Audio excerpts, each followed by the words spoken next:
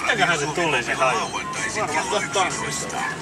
Toimittajana Nanna Ripattila Turku. Turhaa Vinko kiva. Tuoksut kolihakaupalta. Tosi kiva. Tapauksessa entisaikojen lääkäri olisi diagnosoinut sinun sairastavan keltakuumetta. Pystyykö vedätte koko... Anatomiaa, Niin. psykologiaa. Kaikki mutkat täysin. Ei kun ympyrän silleen. Hirveen. Laden. Niin. Anna kokeilla liikaa. Odotetaan vähän, että menee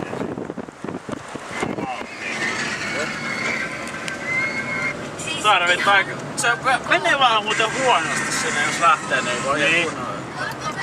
Ei tässä kyllä ehkä pysty. Ei, mä vähän veikkaan se.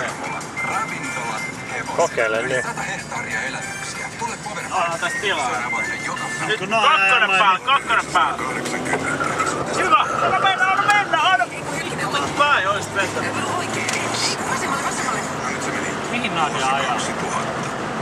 Otetaan toinen vasemmalle. Tässä taloutta se on. Vuosi 2002. Minkä takia nää vinkuu noin paljon? Koska ne on talven renkaat. No mut luistaako ne sitä? Mistä se ääni tulee? Se on pehmeätä seosta. Ne puhkee vielä jossain vaiheessa. No tuo oikein eturengas on